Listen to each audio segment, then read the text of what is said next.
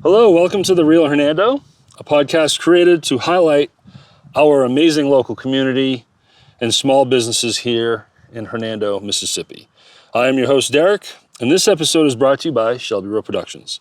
Today, I'm talking with Mark Arcelle, president of the North Mississippi Trail Alliance. Mark Arcelle has been active in the local and regional mountain biking community as a rider and competitor, as well as in leadership roles dedicated to promoting mountain biking and off-road trails. Mark, thanks for being here. Hey, Derek, I appreciate the invite. Well, hey, you kind of invited yourself, didn't you? I did, didn't I? For context, Mark was nice enough to reach out to me through our website after seeing our post in the Desoto Times. He explained to me what this was and if we could help you promote it, and I said, absolutely. So this has been up till now for small businesses, and now we got our first nonprofit. So Great. Excited to be here and help you out with this. Great, glad to kick off the nonprofit side of the podcast. You're the first, man. Thank you. You can't change the first. It's forever. So part of this is definitely the story of you and who Mark is. And we're going to get to that and then really get into the details on where we are. Why are we in the woods? What's going on here, right? So let's talk about that briefly, though. Let's give the audience a quick snapshot of, where are we?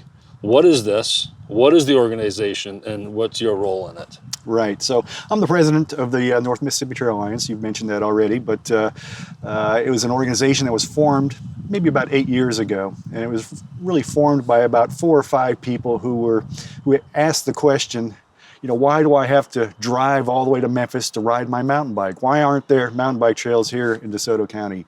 And we decided we would try to turn that talk into some action. We created the North Mississippi Trail Alliance as a vehicle to try to promote mountain biking and to look for trail opportunities here in the county. And this location here is kind of our latest project in a number of projects that we've had in the county. And it's our biggest yet. We have about 4.5 miles of trail built so far here at Area 51. It's a name that we coined for this location, primarily because it's proximity to Highway 51. We're located about 7 miles south of Hernando. We get lots of folks out here from the Hernando area, as well as Senatobia, Coldwater, and now that we're getting a few miles of trail out here, we're starting to get more riders coming here from the Memphis area. But we recognized early on that we couldn't rely just on the mountain biking community to make a facility like this work. So we lean pretty heavily on the trail runners, hikers, people who walk dogs, looking for a place to walk a dog, bird watchers, whoever wants to get outdoors and have a location that they can get out and have a trail network that they can use to fulfill their recreational needs. And so far it's been working out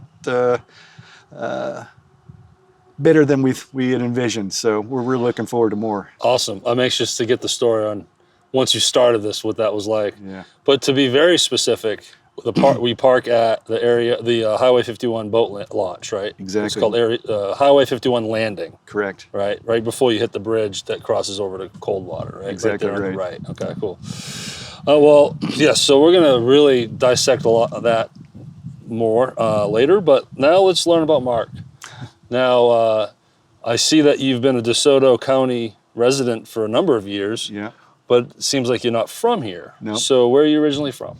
So my dad was in the Navy, and our family, when I was growing up, lived around the world. We moved every 2 years, so we never really put down any roots anywhere in particular. And Dad's orders would come in like clockwork every 2 years, and we'd move somewhere else. It's hard to make friends like that, isn't it? It's difficult, yeah. Although maybe on the flip side, it makes it a little bit easier because you're used to having to. Yeah, you have to. Yeah. I mean, if you're just going to be on your own, I guess that's one thing. But if you want to get out in the community, if you want to make friends and have acquaintances and so forth, you have to put yourself out there. So in that respect, it makes it a little bit easier, I guess. Yeah. But when I graduated from college, it was I wanted to work in the aviation industry. And where'd you go to college? I went to school at San Jose State out in San Jose, California. I graduated with a degree in aeronautical engineering. So it seems like that was sort of the last landing spot for you as you broke into your own adulthood. It was. Our family spent probably about 6 years or so, maybe 7 years in the California area between San Diego and then when I moved up to San Jose area. So spent quite a bit of time out there. I guess I would consider California home if I had to pick a state out of the United States of all the places we've lived. But when I graduated, we moved out here, and we've been here for, my wife and I, Jeannie, have been out here for 30 plus years. All in the same city? Like you've been in Hernando the whole time, or what part of DeSoto? So we initially moved to the Memphis area. This was back in 1980 when we first moved out here, and lived in the Memphis area for probably about 2 to 3 years. And my wife is an equestrian, loves horses. One of the opportunities we saw of living in the Mid-South was that the price of land was inexpensive enough that we could afford to be able to buy a house with some property on it, and she could have her horses right in the backyard, which is what we did. That's awesome. And that's when we moved to DeSoto County, and we've been in DeSoto County, for probably 3/4 of the time we've been in the Mid-South. Okay, what part of DeSoto County? So we live in Lewisburg right now. Okay. And we've lived in Olive Branch before that. Plenty of space for horses. Yes. In Lewisburg. Yeah, well, it's getting to be less so. Really? When we first moved there was virtually no one out there. I mean, it was mostly farmland and ranch land. And now it's, with the schools, Lewisburg school system being built there and the highway being put in, it's changing quite a bit. I would guess 269 really started adding it has more access to it. So. And it's going to add even more. Yeah. I mean, it was really kind of a blessing in disguise, perhaps, for us. At first, when they first started talking about building the highway, of course, everyone was against it. But now that it's in, if you want to get to Collierville, it's pretty convenient. It's 20 minutes away. So it's pretty convenient. I live in Hernando, and I go to Nashville a lot. So it's just nice having, I don't have to go all the way up 55 to 240 and deal with all that traffic. So. Exactly. It's awesome. But so I see here, and then what's interesting, I want to talk about your years at FedEx because it's such a different beast than what you're doing now. Yeah. So I would gather because you lived in Memphis originally, is that how you got tied in with FedEx and spent the next 30 years as an aircraft engineer? Well, I want to learn more about your history as an aircraft engineer. All right, that's cool. So that's what brought me to Memphis. I mean, to be truthful, I had to look at a map when I got the call for an interview to come here to find out exactly where I was going. I knew generally where Memphis was, but I had to find out exactly where it was. You knew it was Tennessee. Yes, I knew that. You did, right? I did. Okay, good. But when I graduated, the airline industry was in a tailspin, and I sent my resume out to 20 or 30 different companies around the United States trying to find a job. And one of the few places that gave me an opportunity for an interview was FedEx. So came out here, interview went well. A couple of days later, I get a phone call, asking if I was interested in a job at FedEx, and I didn't have any other offers, so I said yes. Of course, I didn't let them know that. Yeah. But and then you broke out the map and where am I going? You're like, wow, that's pretty far away, isn't it? It is. And really a whole different environment than California. But so, what does an aircraft engineer do? Yeah, so the organization that I worked in at FedEx was really great for a young engineer.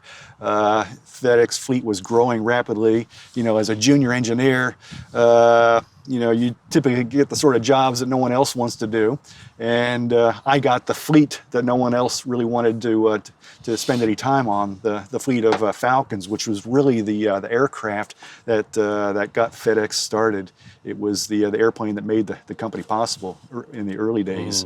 And all of the rest of the organization was moving on to support the other aircraft that were coming into the fleet, the 727s and DC-10s and so forth.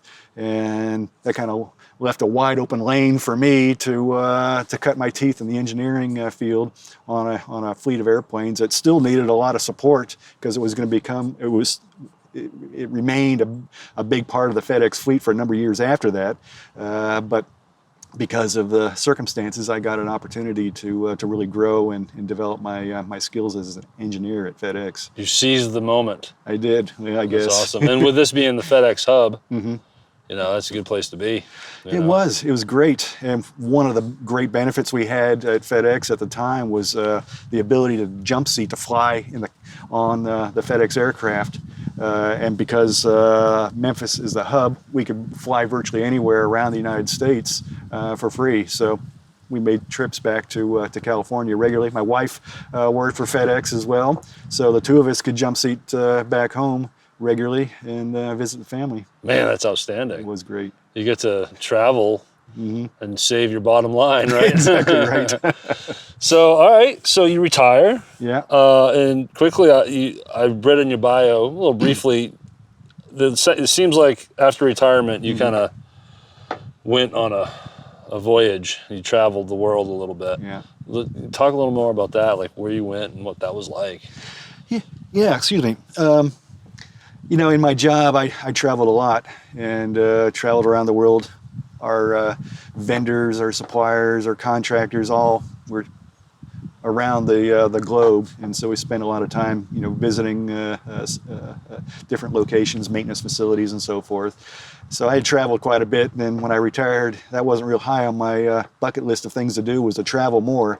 But my wife definitely wanted to, so off we went, and we've been to Europe, New Zealand, Australia, China. Wow. Probably the one area that we really haven't been too much is South America, although that's something that we have on our list of things to do yet. But we've gotten the opportunity to be able to travel quite a bit.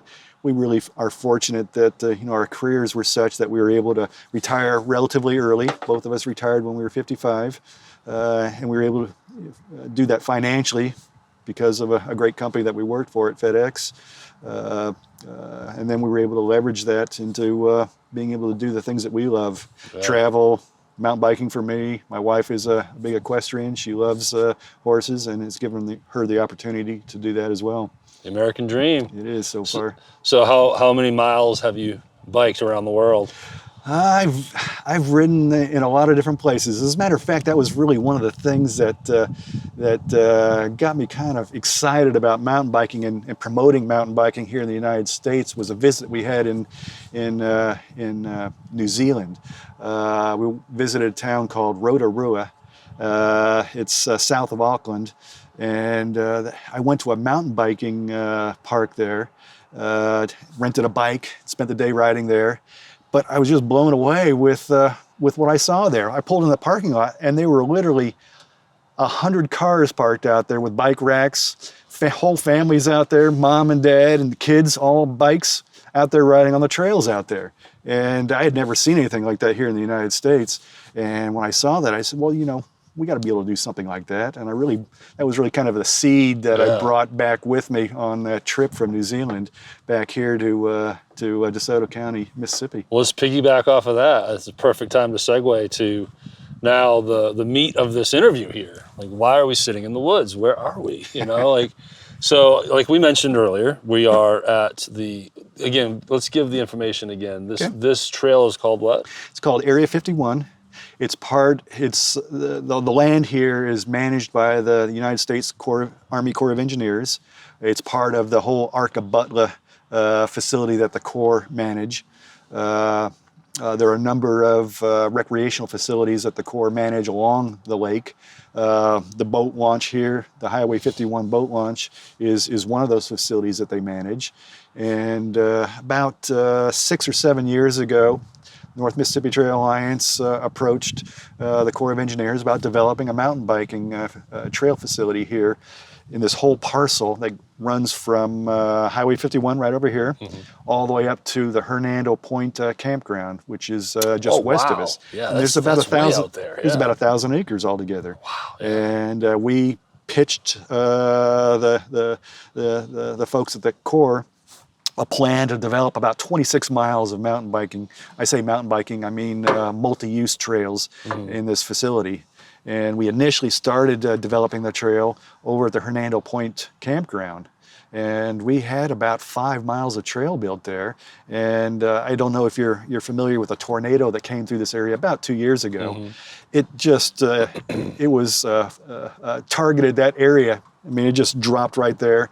And And when we went out there after the tornado to kind of survey the damage, there were literally hundreds and hundreds of trees just down everywhere, to the point where it was really beyond our capability of volunteers trying to clear that area. So it was at that point that we decided to focus our attention on this end of the 1,000-acre facility, and then the plan to work our way back westward and to link up with the trail that we had already developed over there. Once those areas are cleared out, the Corps had a plan to do some clearing and so forth. So we were going to wait until they were complete. When is it now you start carving a trail? When did that start? We, as a matter of fact, our first trail project was 7 years ago. And I know this because I got a little memory reminder that popped up on Facebook's pictures we had of building a trail over in Olive Branch, in the Olive Branch City Park. We spent a lot of time in our first year as the North Mississippi Trail Lines just looking for a place to build a trail in Desoto County. And that turned out to be pretty difficult, a lot more difficult than we had envisioned. So we saw a little opportunity in Olive Branch. We worked with the city. We created a memorandum of understanding, an MOU, to try to define, our working relationship between the nonprofit NMTA and the city of Olive Branch. And we proposed developing about a 3/4 of a mile trail out in the woods of a section of the city park that was being underutilized. I've walked that several times. Very You're good. the man behind that? Well, me and a bunch of other folks. That's awesome, yeah. So I used to live in Olive Branch, so I used to go to that park all the time. Yeah, It's a great venue for the folks who live in Olive Branch there, and it gets used a heck of a lot, man. When I go out there, I see hundreds of people out there all the time. Yeah, it's a nice place. It really is, But what you're not going to get is the terrain here, right? And I know this because how far of a walk was that? We walked, 10 miles to here? It felt like that. My lungs felt like that. No, it was like a quarter of a mile, maybe a little walk, and it was all uphill. Yeah. And it's impressive because, I've been in Hernando long enough to look for the walking areas in different parks. We have awesome parks here, but if you want to go for a hike to get your blood pumping, man, this is the place to be, So when did you start breaking soil here? About 2 years ago. Okay. And we got a small group of people who were mountain bikers and have gone to a lot of different mountain biking facilities around the southeast here, whether it's in Arkansas or Alabama. There are a lot of great mountain bike trails around here, and so we all had some experience and knowledge about what a good mountain bike trail looks like.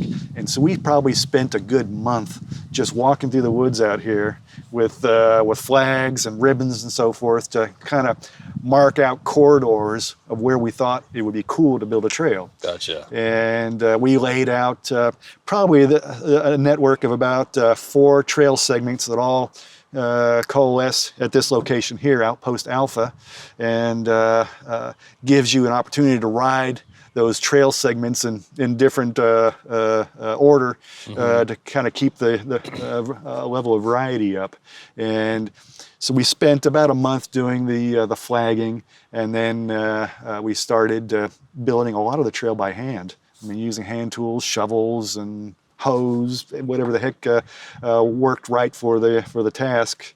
We used them as primarily just through the back-breaking work. Yeah. And it was only later that we decided that if we were going to make any progress, we really needed to get some mechanization involved. And we've relied really heavily on our volunteer base and our North Mississippi Trail Alliance members to help fund equipment rentals to allow us to be able to build trail faster and frankly build more, I think, interesting trails, because you can do things with a machine that you could do by hand but would take it a heck of a long time. So I should mention, a big part of our audience is only listening to this. Yes. So not everyone watches this. So let me try to paint a picture here. So when you get to the parking lot, you park, and to the right, instantly there's a trail that goes uphill. Yeah. And like we mentioned, about a quarter mile in to that main trail, there's a spot we're sitting at right now, and it's called the, what again? Outpost Alpha. Outpost Alpha. So we're at a picnic table. We got a grill, and then the video viewers can see this, but there's also a board here that shows the map of the trails in the area, and then a face of an alien on there for the Area 51. And there's your bike leaning up against a tree. And I see these blue posts. Now, what do those posts mean? What do those entail? Yeah. So one of the important things that we try to focus on as a trail developing organization is to make sure that particular people coming out here for the first time don't get totally lost and frustrated by the experience. Yeah. So having a map is important. Having signs at all the intersections so that when you get to an intersection of two trails, you know where you are. And if you have the map with you, which is very easy to do because it's available on trailforks.com, so you can literally put the trail on your smartphone, and you can follow the blue dot, and you can see exactly where you are. Nice. So it's very difficult to get lost out here, and you know what to expect coming up. If you need to bail out, go directly back to your car, you know how to do that. Mm-hmm. And so the signs, the blue signs that you mentioned, are an important part of that navigating process. And as you mentioned to me in our pre-interview here, the self-service is really good out here. It is. So that's good for people to know. If they're using an app, you'll be able to use it out here. Exactly right. You've mentioned that you can upload videos and you have some pretty good service out here, so that fits. It really does. That's it's helpful. Fortunate. We have another trail that we support on the other side of the lake at Bayou Point, over by the dam, and the cellular service out there is terrible. So we were really fortunate when we came out here that you can still check out your Facebook posts on your phone while you're on the trail. Yeah, hey, because we all need Facebook. Of course. We can't let it go for 10 minutes, So, as I mentioned on the front end, up until now, it's been small businesses that I've been in, or small business owners. Right.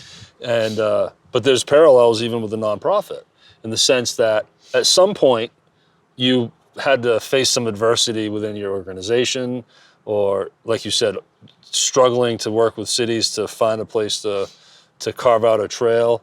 But early on when you started NMTA, what was there like a moment where you're like, man, what did I get myself into? What was it like when you started the organization? Yeah, I guess like any small business owner, you're trying to, and I'm not trying to equate, trying to organize a mountain biking organization to the trials and tribulations that a small business owner has to face. But you do have many of the same sort of challenges. You've got to try to be organized. You've got to get people interested, involved. Our customers are trail users, and we try to cater to their needs. We're developing a new feature right over here. It's a series of jumps for riders who like to fly high on their bikes, and that was really developed directly to address the demands of our users out here. It's not something I'm interested in as a mountain biker, but there are other mountain bikers out there that's exactly what they're looking for. So we decided that was something that we ought to build, and to try to grow our base by providing facilities that cater to their needs as well. I mean, businesses serve customers or sell to customers. So yeah, if you can think of people that come use this trail that are very serious about mountain biking, okay, let's frame them as customers. What do they want? And then you figure it out. And because the 10-mile hike I took up here, we walked over these jumps, these little ramps, and they're really cool. And to paint a picture, as you're walking up, you were telling me that we were walking uphill to this spot, but typically the bikes are going down. Yeah. So these jumps are designed so you're already going downhill, you're already cruising along, and you hit a ramp. With the speed and the fact that you're going downhill, these guys must be clearing 10, 15 feet of air. Oh, they are. It's awesome to watch. It's not for me. My whole goal as a mountain biker is to keep the two tires on the ground. But they definitely want to do some flying, and they can do that here. So it's really kind of cool to watch. Yeah. And I'm glad we're able to do something that caters to their needs as well. And to the other people like you and I that would not want to hit those ramps, there's detours around them. There are detours.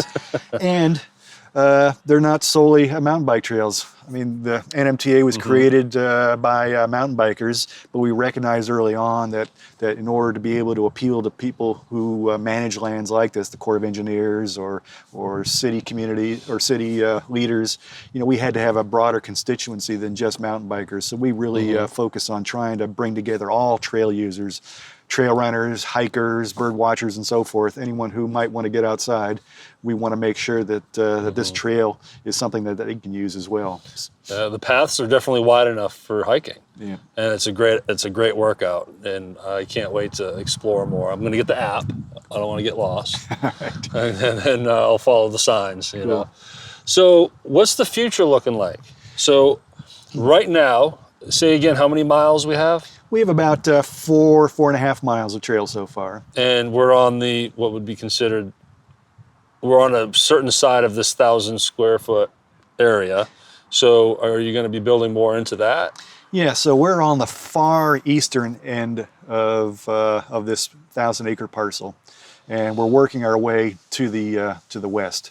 And the plan would be to ultimately to meet up with the trail that we've already developed all on the western end at Hernando Point Campground. And once we're able to do that, we'll have about 26 miles of trail. It's going to take a while. We're building strictly with volunteer labor, donor money from donors is from our NMTA members. So it really limits what we're able to accomplish. But that's our goal. And I think once we're able to achieve that, we'll have a facility out here that would be of interest regionally. It's not going to be just folks from Hernando who will want to come down here, or from Senatobia who will want to come here. Right. It'll be people certainly from Memphis, but there'll be people from Arkansas, other parts of Tennessee and Alabama who will want to come up here to check out this trail, because it'll be a destination. Absolutely. Before discovering this place for me, I would say Shelby Farms. Yes. If anyone would have asked me, where can I go mountain biking? Well, Shelby Farms is pretty solid. It's a nice place, but this is going to be much bigger. It's going to be bigger and I think more challenging. Shelby Farms is great. I ride out there all the time. I have friends out ride out there all the time, but it's a great location for particularly for people who are first learning how to ride.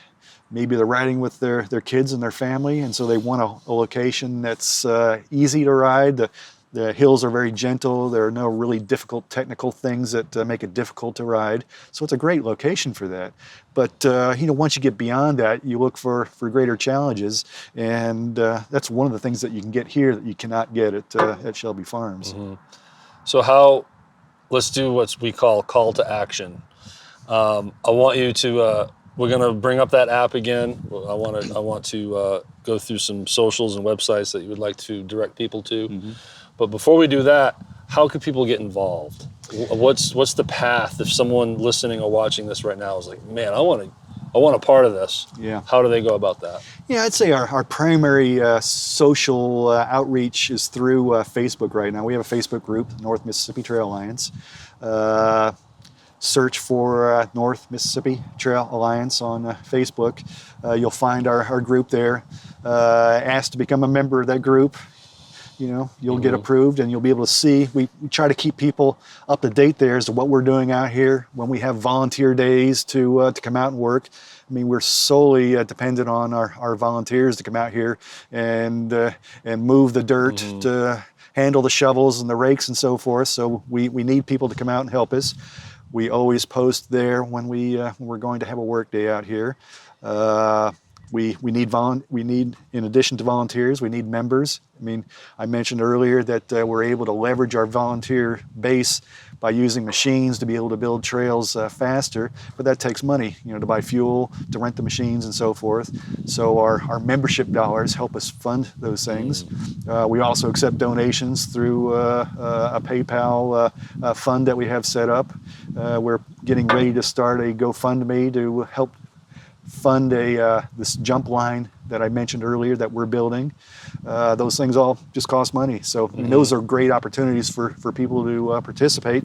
Not everyone has the time to be able to come out here and spend half a day, with a shovel. So an easier way, perhaps for a lot of people to participate is, through their checkbook to Yep. provide money. You can support financially or get out here and get dirty. Yeah, exactly. So you mentioned that PayPal. Mm-hmm. Where do we find that? So it's through our, we have a link on our website, the North Mississippi Trail Alliance website. It's a little unusual name. It was kind of difficult to find the name we wanted for our website. So the one we have is nomista.org. It's NOMISSTA, North Mississippi Trail Alliance .org. And you'll find links there to our PayPal account, also to our membership. If you want to become a North Mississippi Trail Alliance member, there's a link there that'll take you to the website that allows you to join. How many members do you have currently? So we've got about 65 members right now. Wow, that's great. And the North Mississippi Trail Alliance region incorporates a region that's larger than DeSoto County. When we first organized, we weren't sure, how much of support we were going to get. So we kind of created a region that included the north section of the state. So it really goes down to incorporate Tupelo and Oxford, as well as all the areas north up to the state line with Tennessee. So we have members who live in Tupelo as well as Oxford as well. That's great, and they're going to promote it. They talk about it. They so do. Then it goes back to that regional aspect to this and regional reach that this is going to have. So, and I hope this reaches people all over the country. And that's, honestly, what's funny about podcasting is there's someone in Nigeria that's going to be watching this. Seriously, you get these random audience members out across the world. Now, is someone going to come from Nigeria to mountain bike? Hey, if they did that, that'd be cool. We want to meet that person. But that is what's great about podcasting is it's got a far reach. And that's why I really wanted you to be on. I appreciate you reaching out for this. I think it's going to be awesome for the community. I don't think a lot of people know about it. That's the whole point, is to point people here. Again, it's not just about mountain biking. Come here and take a walk. You're going to get a workout. Walk your dog. Just come hang out. And it's family friendly here. It's safe. So Yes. Let's check that out. So thank you for being on here. Is there any closing remarks you'd like to give? Anything that you think I missed that you would think is important for our audience to know? Well, Derek, I really appreciate the opportunity to talk to you, and hopefully we can get the word out about this trail facility in particular at Area 51, but also North Mississippi Trail Alliance, the goal that we're trying to achieve of creating recreation opportunities for folks in this area. Hernando is just down the road. This is a great place for families to come down and take advantage of the opportunity to get outside. So I really encourage folks to come down here and check it out. Perfect timing that we're doing this too. Starting to warm up, y'all. No excuses. That's right. No excuses. And when we were planning this, we wanted to do it out here. But then I was like, we might have to treat this like a wedding and have a B plan in case it rains. But hey, the weather cooperated big time. So I'm glad we were able to do it out here. So thank you again. Great, thanks. All right, Appreciate it. Yes, sir. So again, to our audience, please share this episode widely, please, and help promote this trail and the North Mississippi Trail Alliance. You can do this also by going to our website, therealhernando.com. There you will find this episode in video form, audio form, and you can even read this episode. We transcribe everything, Mark. So you can actually read through this. Also, there's a newsletter you can sign up for at the top right-hand corner on the website. All we're asking for is an email. We're not asking for any security questions here.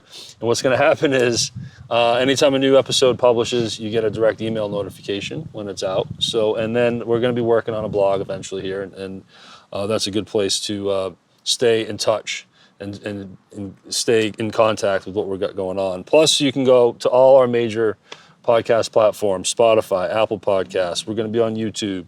We are on YouTube. So plenty of places to find this podcast and in this episode specifically. Also, we're on Instagram and Facebook at The Real Hernando for both platforms. Thank you for listening. Talk to you next time.